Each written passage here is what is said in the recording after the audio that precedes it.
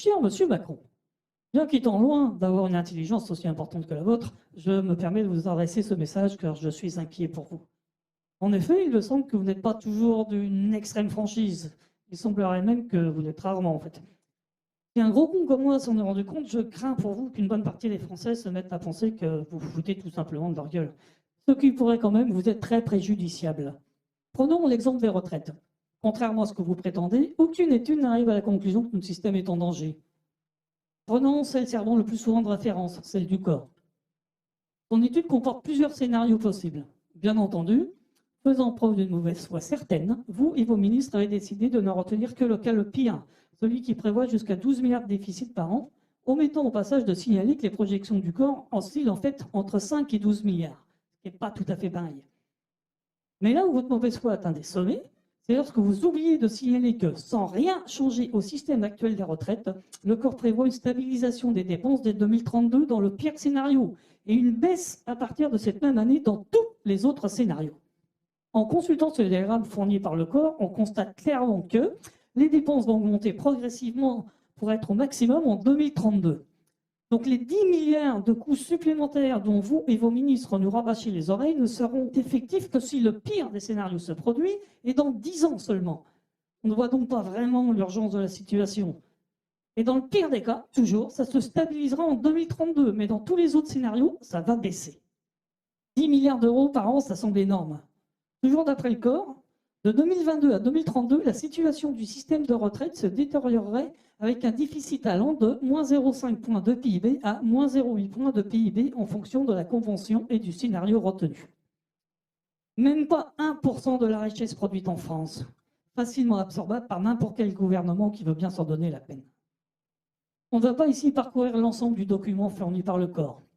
Ceux que ça intéresse le trouveront facilement sur Internet. Mais à sa lecture, il n'y a aucun doute. Le régime des retraites n'est absolument pas en danger. C'est même écrit noir sur blanc dans le rapport, ici. En revanche, les résultats de ce rapport ne valident pas le bien fondé des discours qui mettent en avant l'idée d'une dynamique non contrôlée des dépenses de retraite. J'allais oublier de le dire tellement c'est évident, mais histoire de tordre le cou à l'argument phare des pro-réformes, les membres du corps ont bien entendu tenu compte du vieillissement de la population dans leurs estimations. À mon avis, ils l'ont même surévalué. Entre nos services de santé qui se dégradent d'année en année et les canicules à répétition qu'on nous annonce pour les années à venir, l'espérance de vie va certainement en prendre un coup. Prenons un petit extrait de votre intervention du 3 décembre sur TF1. Juste une phrase. Oui, nous devons faire cette réforme. Et je vais vous dire pourquoi. Parce que si on ne la fait pas, on laisse le système de retraite par répartition en danger. Toutes les études sérieuses le montrent. Le comité de suivi des retraites l'a très bien montré. Les besoins de financement sont massifs et ils vont continuer de s'accroître dans les prochaines années. Et donc le seul levier que nous avons, c'est de travailler un peu plus longtemps. Et il se trouve que quand on compare la France avec tous ses voisins, nous avons de la marge. Détaillons cela. Oui, nous devons faire cette réforme. Et je vais vous dire pourquoi. Parce que si on ne la fait pas, on laisse le système de retraite par répartition en danger. Toutes les études sérieuses le montrent. Mensonge. Aucune étude sérieuse ne montre que le système de retraite est en danger.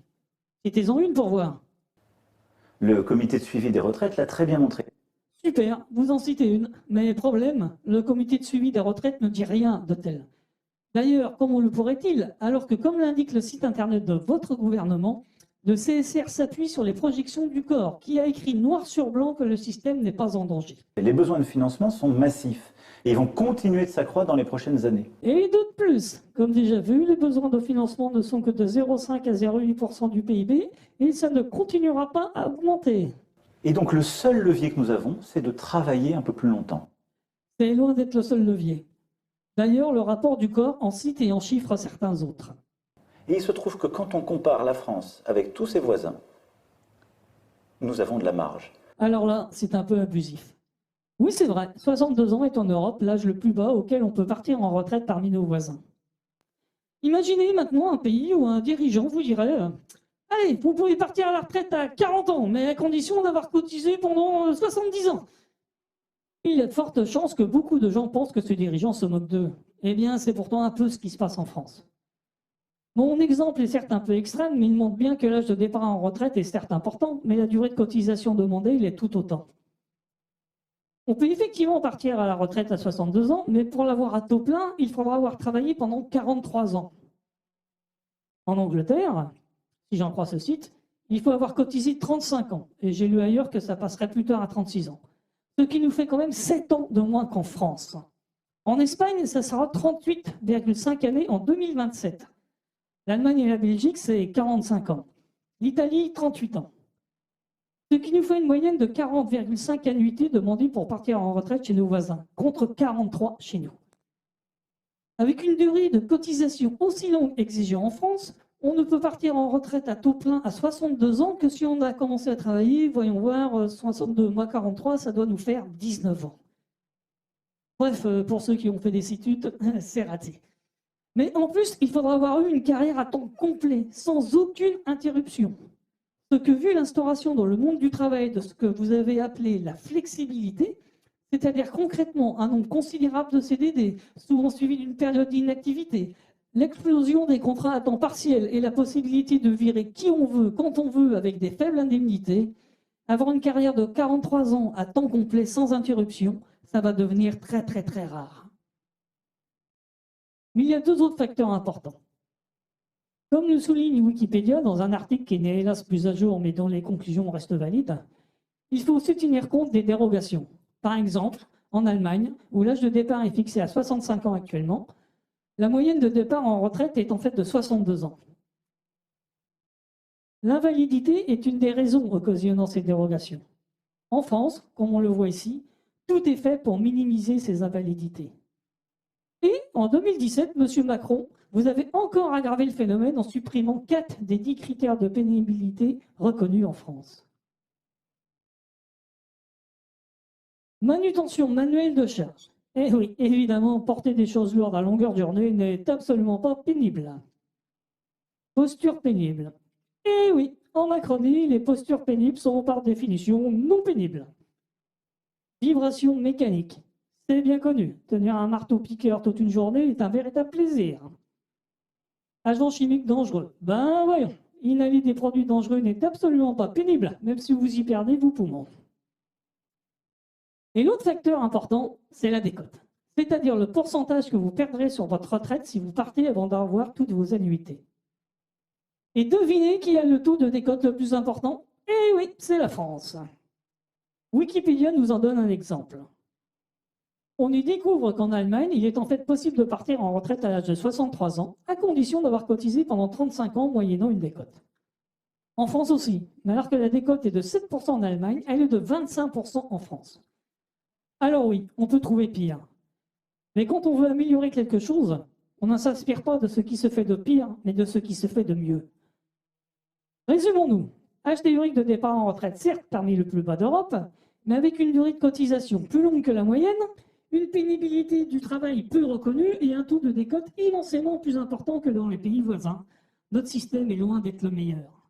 Bref, votre histoire de marge, c'est qu'un mensonge de plus.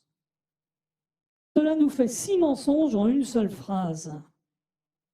C'est un homme profondément honnête et profondément vrai.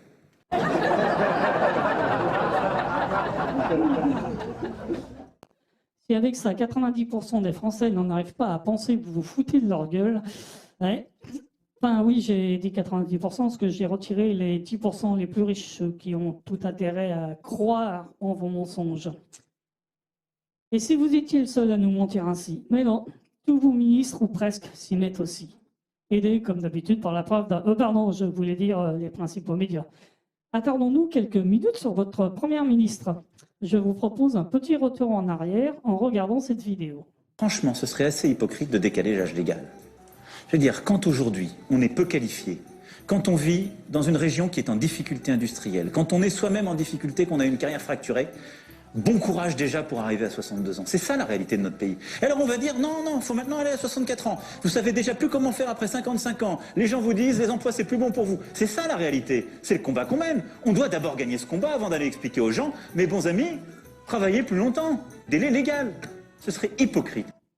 Eh oui, Madame Borne, vous n'êtes qu'une hypocrite. Ce n'est pas moi qui le dis, c'est votre employeur.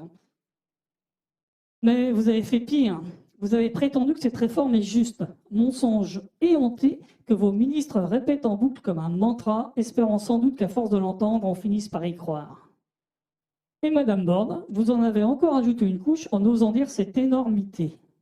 Donc moi, je peux pas laisser dire que cette réforme, elle pénaliserait les personnes modestes. C'est exactement le contraire. Alors ça, fallait l'oser quand même.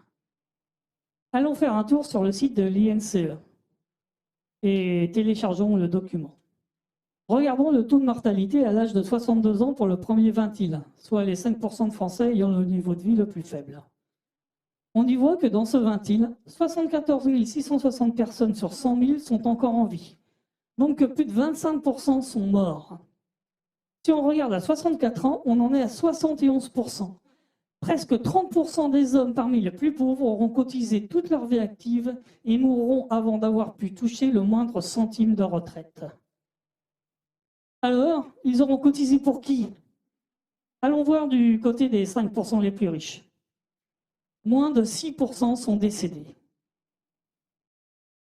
Puisque nous sommes sur un tableur, créons rapidement un diagramme.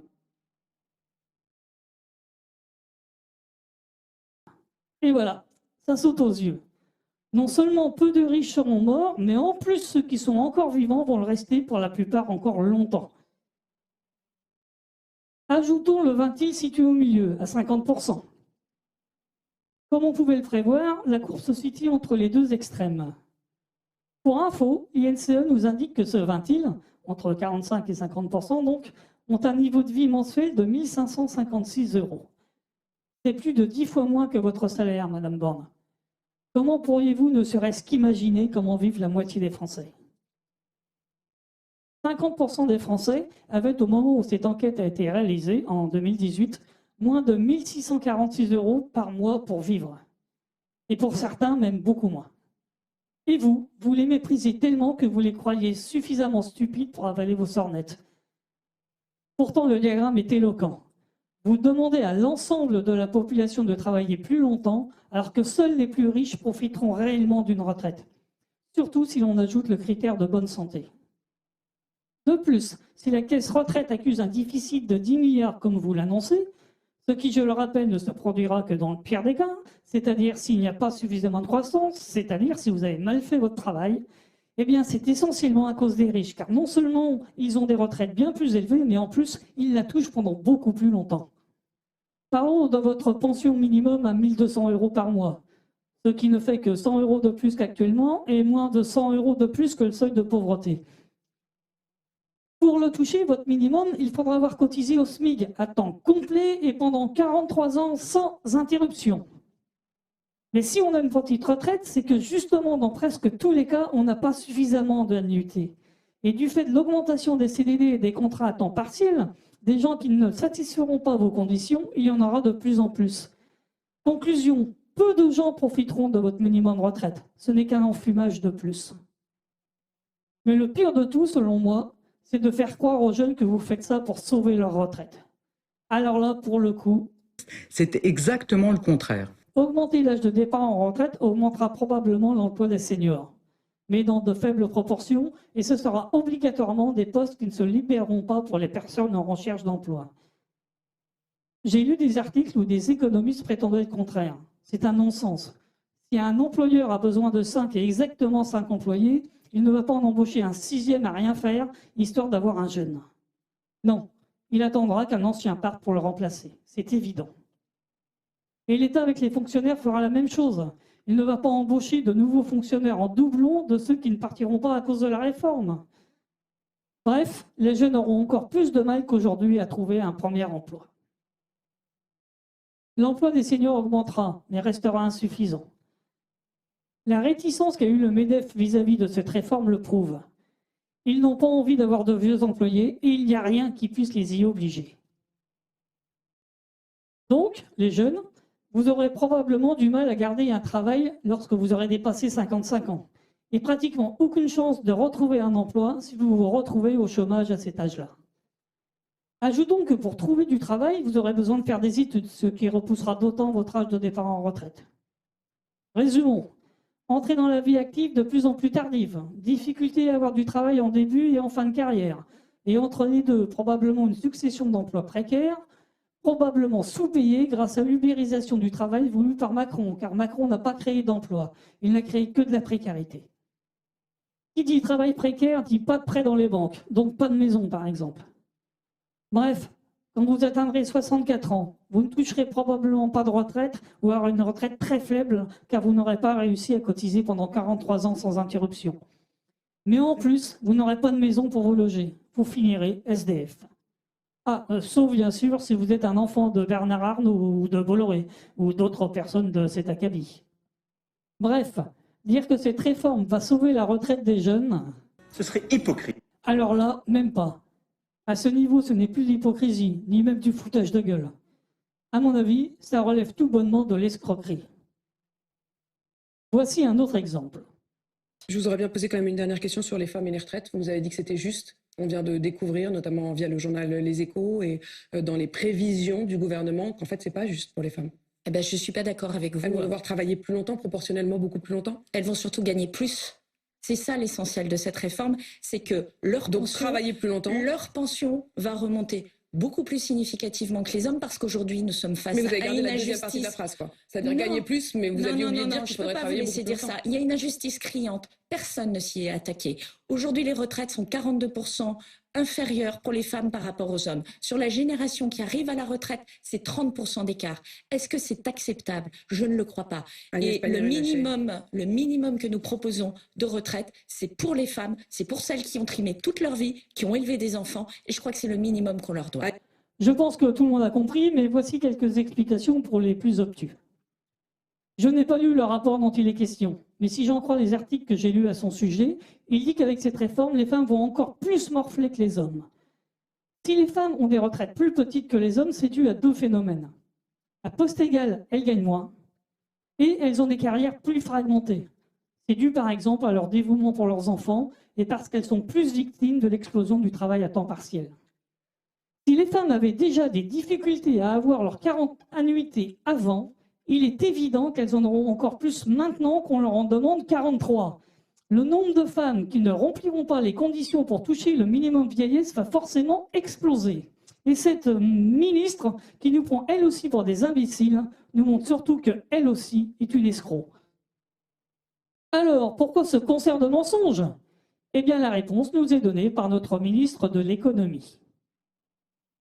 Lors d'une interview sur France Inter, il a déclaré « Si le MEDEF veut véritablement que nous réduisions le déficit et la dette, qu'il arrête de soutenir du bout des lèvres la réforme des retraites, qu'il la soutienne avec enthousiasme et détermination.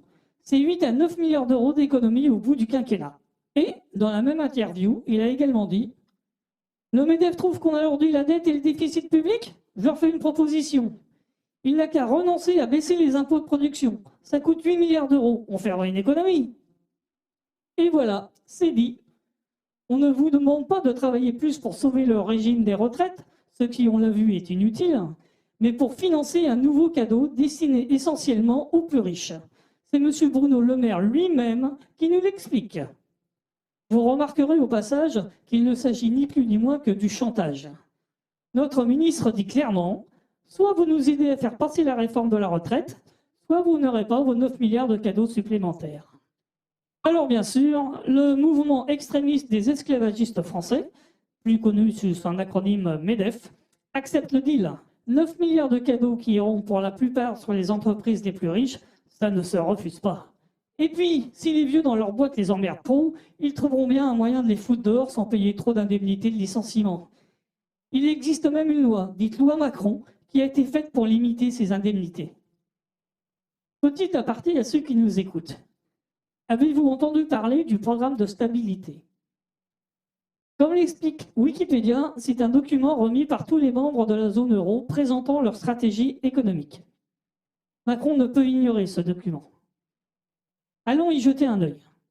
On peut y lire « La maîtrise des dépenses publiques repose principalement sur des réformes structurelles, la réforme des retraites notamment. » Dit plus clairement, cela signifie que les dépenses publiques supplémentaires, comme la suppression des CVAE dont on parlait tout à l'heure et qui a servi de moyen de chantage à M. Le Maire, seront financées par les réformes des retraites.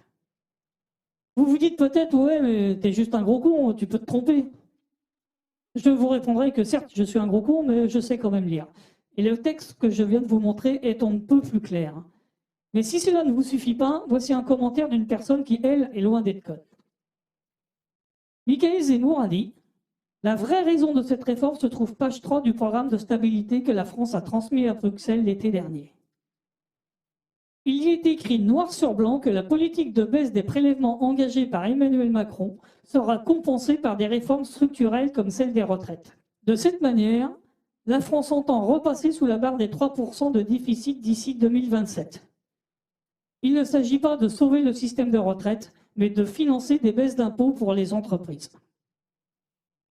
Si avec tout ça, vous n'êtes toujours pas convaincu que ceux qui prétendent que cette réforme est nécessaire nous mentent, c'est soit que vous êtes encore plus con que moi, ce qui ne me paraît guère possible, soit que vous êtes de très très mauvaise foi. Mais revenons à vous, Monsieur Macron, et à cette histoire de seul levier. Comme je le disais, le rapport du corps en suggère d'autres. Les voici. Ne rien faire.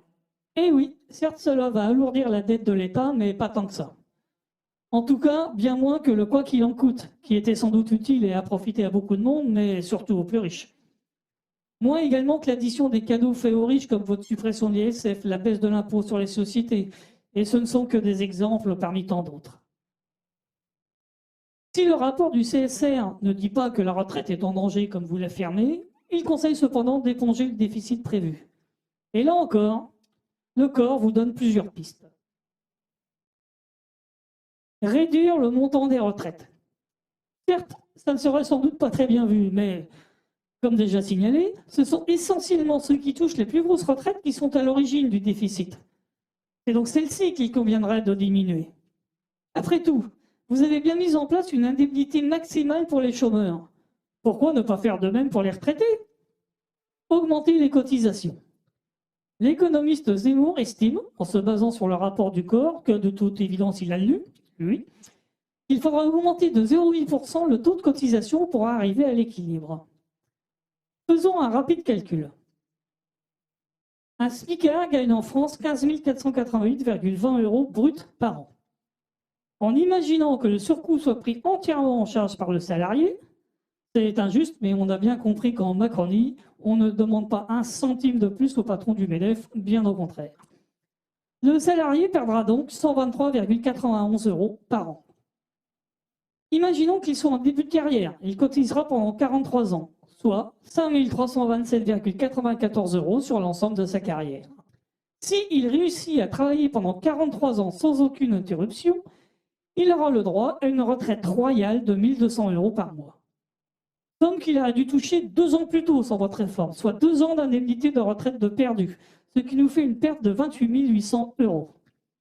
Résultat, à condition qu'il reste en vie suffisamment longtemps, en augmentant les cotisations, un SMICAR perdrait 23 472 € de moins qu'avec votre réforme. Ça fait réfléchir, non? Et voici un levier supplémentaire. Arrêtez de faire des cadeaux aux riches et aux ultra-riches. Il vous suffit de ne pas faire la suppression de la CVAE promise au MEDEF et tout est réglé. En espérant que vous m'excuserez mon écart de langage, mais sincèrement, il y en a vraiment plein le cul de tous vos cadeaux aux ultra-riches. Et le moins que l'on puisse dire, c'est que ça fonctionne. Allons voir ça sur Internet. On constate que depuis votre arrivée, en 2016, la fortune de ce monsieur a considérablement augmenté. Mais sans doute n'est-ce qu'une coïncidence. Allons voir le suivant. Oh, une autre coïncidence. Allons voir le troisième. Tiens, la même chose. Allez, on ne va pas tous les passer en revue. Je pense que tout le monde a compris. Ce qui marche beaucoup moins bien, par contre, c'est le ruissellement que vous nous aviez promis. Le rapport de France Stratégie, organisme que vous avez mis en place vous-même en le finançant avec nos impôts, malgré la volonté manifeste de la part de ceux qui l'ont rédigé de vous faire plaisir, ne peut en arriver qu'à une seule conclusion. Il n'y a eu aucun ruissellement. À votre arrivée en 2016, Arnault était la 14e fortune mondiale et sa fortune était estimée à 34 milliards. Et grâce à vous, il est devenu première fortune mondiale avec 179,2 milliards.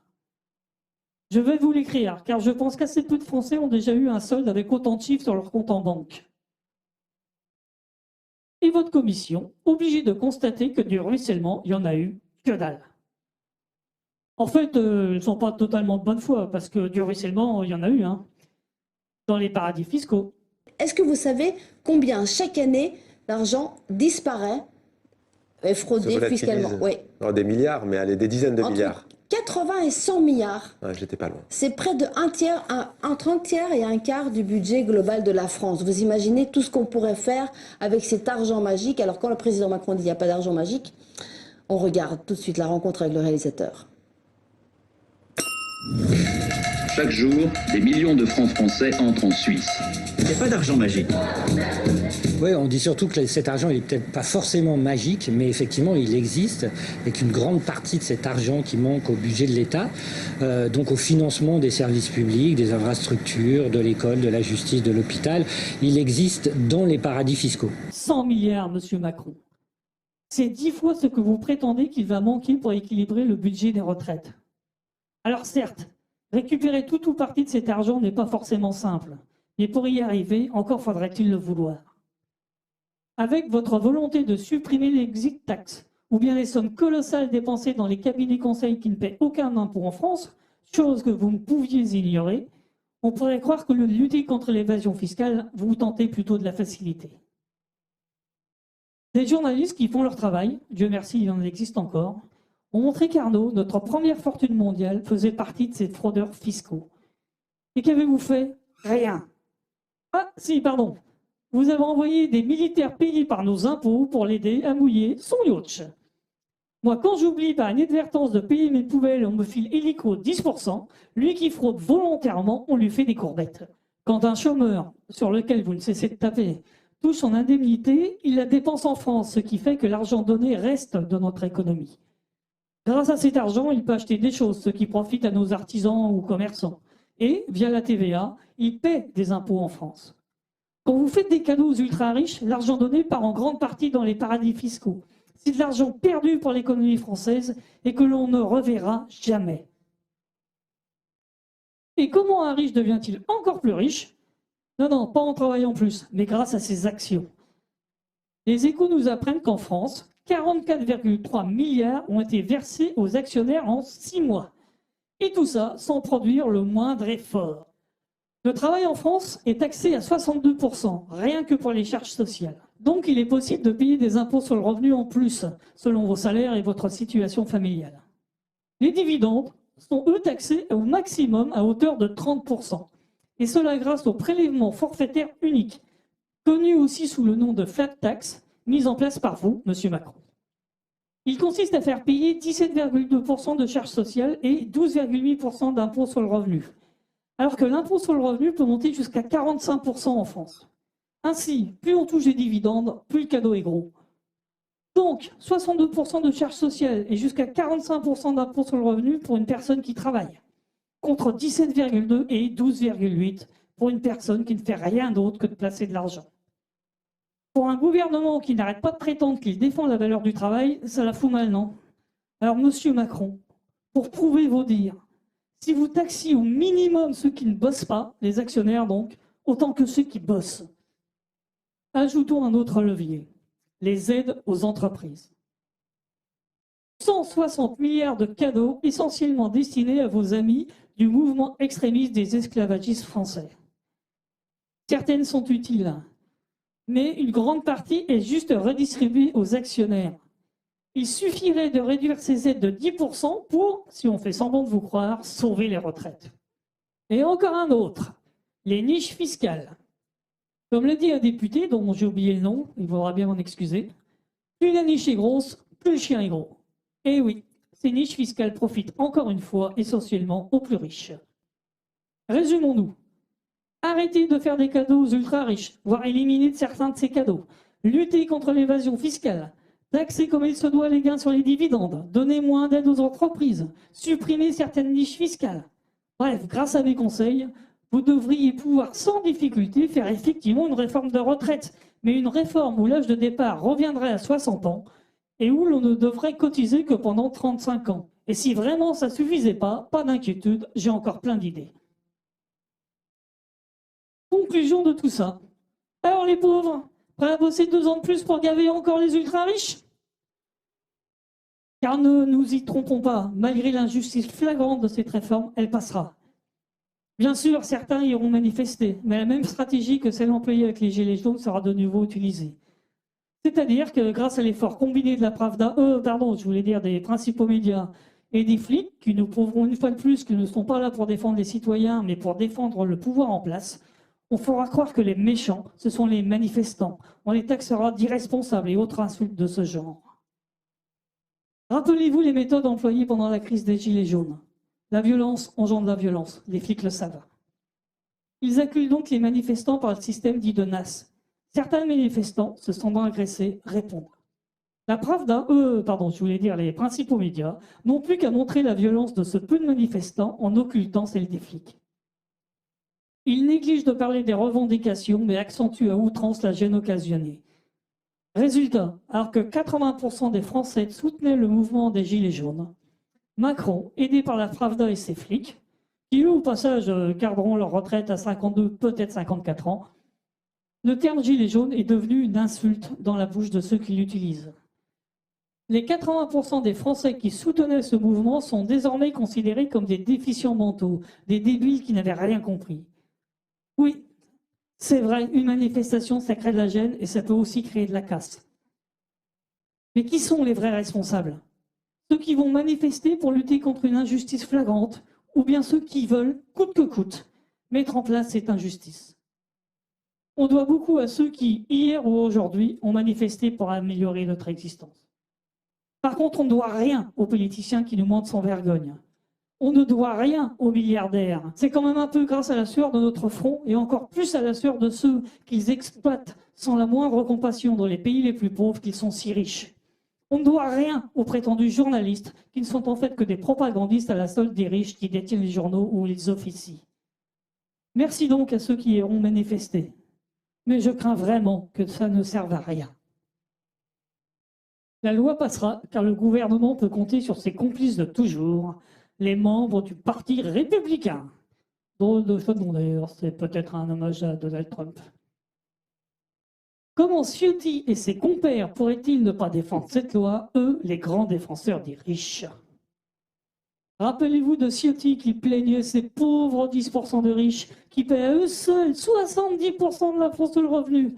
Comme c'est triste quand même. Eh oui, vous parlez d'une découverte, les riches paient plus d'impôts sur le revenu que les pauvres. C'est même son but. C'est pour ça qu'il est considéré comme juste, comme le rappelle Wikipédia. Eh oui, c'est un impôt juste. Mais il est vrai que la justice, ce n'est pas le fort de votre parti politique. Et je ne parle pas que de la justice sociale. Entre les diamants et autres avions renifleurs de Giscard, les 6 millions probablement volés dans les caisses de l'État par Raymond Barre et planqués en Suisse, les frais de bouche et les emplois fictifs de Chirac, auxquels il faut associer Juppé, les différentes fraudes fiscales sur les comptes d'un campagne, Guéant par exemple, la fraude fiscale et le blanchiment d'argent des Balkany, les emplois fictifs de Pénélope Fillon, le travail au black de Rachida Dati pour le si honnête Carlos Ghosn, pour lequel elle a été mise en examen pour corruption, recel et trafic d'influence, les multiples casseroles de Nicolas Sarkozy. Et hélas, on pourrait continuer ainsi encore longtemps. Appelons un chat un chat. Aucune association criminelle n'a volé autant d'argent en français que votre parti politique, monsieur Ciotti. Ça en fait tout bonnement la première organisation criminelle de France. Alors oui, c'est vrai, les 10% les plus riches paient 70% de l'impôt sur le revenu. Et l'impôt sur le revenu représente moins de 24% des impôts prélevés en France. Ressortons notre calculatrice. 24% de 70%, ça nous fait moins de 17% des impôts payés en France. On ne peut pas dire que l'effort de réduction des inégalités soit excessif. En fait, si l'on regarde ce que représente la fiscalité proportionnellement au revenu, comme l'a fait Le Monde dans une excellente vidéo, on voit ceci. Ceux qui proportionnellement à leur revenu payent le plus d'impôts, ce sont les pauvres. Et ceux qui en paient le moins, les plus riches. Et encore, ce schéma date de 2018, c'est-à-dire avant de nombreux cadeaux faits par Macron aux riches. Par exemple, la partie en rose était de 33% en 2018. Elle n'est plus que de 25% et elle va encore baisser. On pourra ajouter que l'organisation criminelle dirigée par M. Ciotti voulait supprimer complètement la partie en rouge. Macron s'est contenté de faire monter les tranches d'imposition de 5,4%, ce qui diminue quand même de manière non négligeable la partie en rouge. Bref, la réalité est aujourd'hui encore pire que ce que l'on voit sur ce graphique. Et ce n'est pas fini, car les plus riches vont bientôt également bénéficier de la suppression de la CVAE. Rappelez-vous, c'est à cause d'elle que vous allez devoir bosser 2 ans de plus. Ou de la baisse programmée des frais de succession. Alors, monsieur Ciotti, votre compassion pour ces pauvres riches qui paient tant d'impôts est pour le moins déplacée. Je vous rappelle au passage que votre parti veut faire travailler les bénéficiaires du RSA 20 heures par semaine. Ça nous fait environ 87 heures par mois pour gagner 575,52 €. Ce qui nous fait du 6,61 € de l'heure. Alors que M. Ciotti, lui, rémunérait sa femme avec l'argent du contribuable 70 € de l'heure pour un emploi probablement fictif. Décidément, ce prétendu parti politique est un vrai nid d'escrocs. Cette réforme est injuste. Les documents présentés dans cette vidéo le montrent, mais il y en existe bien d'autres. Par exemple, celui de l'OFCE, qui montre que si la réforme passe, le PIB baissera, le chômage augmentera et les salaires baisseront. Mais pourtant, cette réforme passera. Macron ne lâchera rien et il sait qu'il peut compter sur ses collabos habituels, ceux qui se font appeler républicains. Drôle de choix de nom, c'est peut-être pour mieux masquer le fait qu'ils ne le sont pas. Elle passera, mais dans la douleur. Que vous soyez gréviste ou pas, vous allez souffrir. Si vous êtes gréviste, vous perdrez des jours de salaire. Si en plus vous allez manifester, vous aurez des frais supplémentaires et perdrez peut-être même un œil, chose hélas devenue bien trop courante dans nos manifestations. Si vous n'êtes pas gréviste, vous allez souffrir du manque de services dont vous avez besoin, comme les transports, les crèches, etc. Bref, tout le monde va souffrir à cause de l'obstination de Macron à faire passer sa loi scélérate. Puisque Macron a choisi la confrontation, sachant parfaitement la gêne que cela allait occasionner, il faut aller au bout des revendications. Non seulement en demandant l'annulation de cette loi, mais aussi le retour à 40 annuités au minimum. Mais surtout, Françaises, Français, s'il vous plaît, faites preuve de ce qui en politique est une qualité, soyez rancuniers. Pour un monde plus juste, il faut que les politiques qui nous mentent éhontément disparaissent pour toujours de la vie politique. N'oubliez jamais les noms et les visages de ceux qui soutiennent cette réforme profondément injuste. N'oubliez jamais ces gens qui vous croient suffisamment idiots pour avaler tous leurs mensonges. N'oubliez jamais que ces personnes ont voulu vous voler 2 ans de votre vie pour l'offrir aux plus riches. Et si possible, faites en sorte que plus jamais ces sinistres individus puissent encore exercer la moindre responsabilité politique. Merci de votre attention.